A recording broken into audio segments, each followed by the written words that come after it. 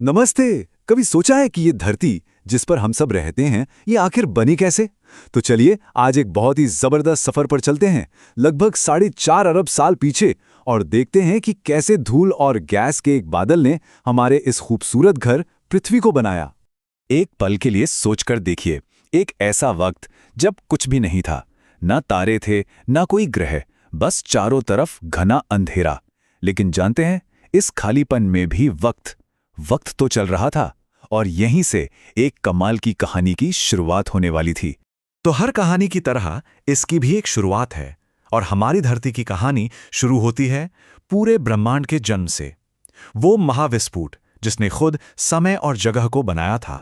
बात है आज से करीब 13.8 अरब साल पहले की, जब बस एक पल में सब कुछ वजूद में आ गया। एक जबरदस्त धमाका हुआ जिसे हम आज बिग बैंग के नाम से जानते हैं, और इसने एक ऐसे यूनिवर्स को जन्म दिया जो इतना गर्म और घना था कि हम सोच भी नहीं सकते। और बस यहीं से हमारी कहानी का पहला पन्ना खुलता है। तो हुआ ये कि यूनिवर्स फैलने लगा और धीरे धीरे ठंडा होने लगा, और इसी दौरान सबसे पहले सबसे सिंपल एलिमेंट्स बने, हाइड्रोजन और हीलियम। फिर ग्रेविटी ने अपना काम शुरू किया। उसने इन गैसों के बड़े बड़े बादलों को अपनी तरफ खींचना शुरू कर दिया, और वो उन्हें तब तक खींचती रही जब तक कि दबाव इतना बढ़ गया कि ब्रह्मांड के पहले तारे रोशन हो गए। अब देखिए, ये जो पहले तारे थे ना, ये सिर्फ रोशनी के गोले नहीं थे। ये तो समझ लीजिए कि कुदरत की विशाल भट्टियां थीं। इनके बिल्कुल सेंटर में, इनके धधकते हुए कोर में कार्बन, ऑक्सीजन और लोहे जैसे बाहरी एलिमेंट्स बन रहे थे। ये वही एलिमेंट्स हैं जिनसे आगे जाकर जीवन बनना था। और फिर जब इन तारों की जिंदगी पूरी हुई तो ये सुपरनोवा नाम के जबरदस्त धमाकों में फट गए, और इस धमाके ने वो सारे जरूरी एलिमेंट्स पूरे के पूरे यूनिवर्स में फैला दिए। और जानते हैं, यही तारों की धूल हमारे ग्रह को बनाने का रॉ मटेरियल बनी। तो चलिए अब इस बड़ी कहानी से थोड़ा जूम इन करते हैं और अपनी आकाशगंगा के एक शांत कोने में चलते हैं, ये देखने कि इस धूल ने हमारी धरती को कैसे बनाया। किसी भी ग्रह को बनाने की एक रेसिपी होती है, कुछ स्टेप्स होते हैं। सबसे पहले हमारे सूरज के चारों तरफ धूल और गैस की एक बहुत बड़ी घूमती हुई डिस्क थी। अब इस डिस्क में ग्रेविटी ने फिर से अपना जादू दिखाया और छोटे छोटे कणों को आपस में जोड़ना शुरू कर दिया। धीरे धीरे ये कण जुड़कर कंकड़ बने, कंकड़ से चट्टानें बनी, और फिर चट्टाना से बने प्रोटोप्लैनेट, मतलब कि ग्रहों के बिल्कुल शुरुआती रूप। इस वक्त हमारी नई नवेली धरती पिघले हुए लावा का एक आग का गोला थी, बस धधकती हुई। ग्रेविटी की वजह से जो भारी चीजें थी, जैसे लोहा और निकेल, वो सब नीचे की तरफ यानी सेंटर में जाकर बैठ गईं, और इसी से बना हमारी पृथ्वी का कोर। और जो हल्के मटेरियल थे वो ऊपर की तरफ आ गए, और उनसे बना हमारा मेंटल और सबसे ऊपरी परत यानी क्रस्ट। इसी पूरी प्रक्रिया को प्लैनेटरी डिफरेंशिएशन कहते हैं। हमारा सोलार सिस्टम जब नया नया था तो वो एक बहुत ही खतरनाक जगह थी। उस वक्त हमारी धरती पर लगातार उल्कापिंडों और धूमकेतुओं की बारिश होती रहती थी। लेकिन सबसे बड़ी, सबसे भयानक और सबसे जरूरी घटना तो अभी होनी बाकी थी। एक ऐसी टक्कर जिसने हमारी दुनिया का नक्शा हमेशा हमेशा के लिए बदल दिया। तो फिर सवाल ये है कि हमारे चांद की क्या कहानी है? ये जो हमारी रातों को रोशन करता है, आखिर ये बना कैसे? थ्योरी ये कहती है कि लगभग मंगल ग्रह के साइज का एक और ग्रह जिसका नाम था थिया, वो आकर हमारी धरती से सीधा टकरा गया। ये कोई मामूली टक्कर नहीं थी, ये एक महाविनाश था, एक ऐसी घटना जिसने हमारी धरती की किस्मत ही पलट दी।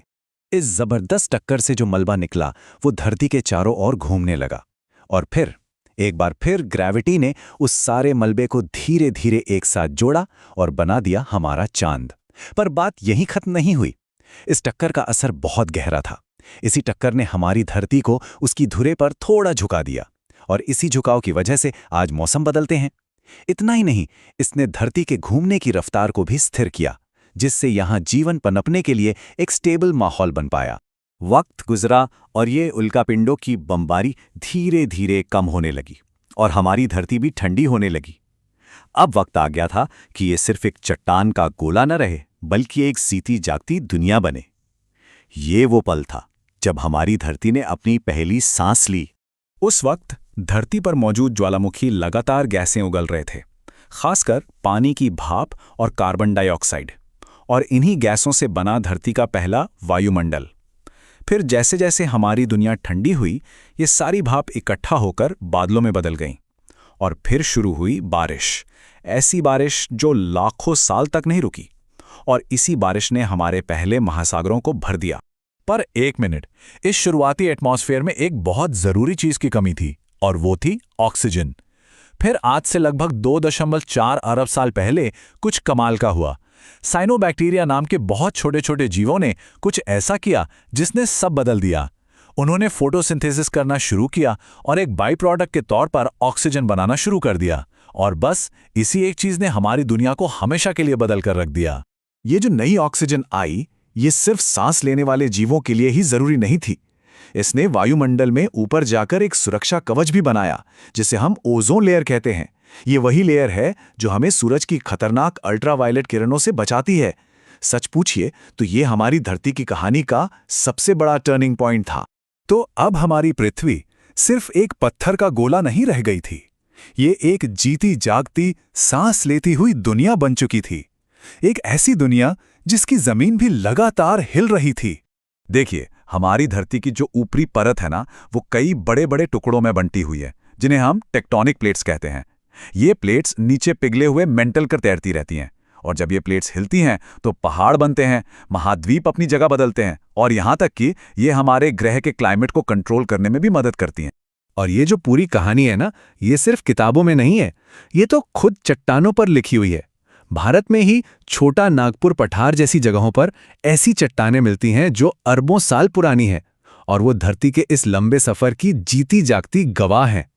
तो अगली बार जब रात में आसमान की तरफ देखें और तारे नजर आएं, तो एक बात याद रखिएगा कि हम सब उसी धूल से बने हैं जिससे वो तारे बने थे, और हमारी ये पृथ्वी उस धूल से बनी सबसे खूबसूरत कहानी है। तो धूल के एक बादल से शुरू होकर एक जीती जागती दुनिया बनने तक का ये 4.5 अरब साल का सफर हमें आज तक ले आया है। लेकिन ये कहानी अभी खत्म नहीं हुई है, ये तो अब भी लिखी जा रही है, हर पल। और अब सवाल बस यही है कि इस शानदार महागाथा का अगला अध्याय क्या होगा।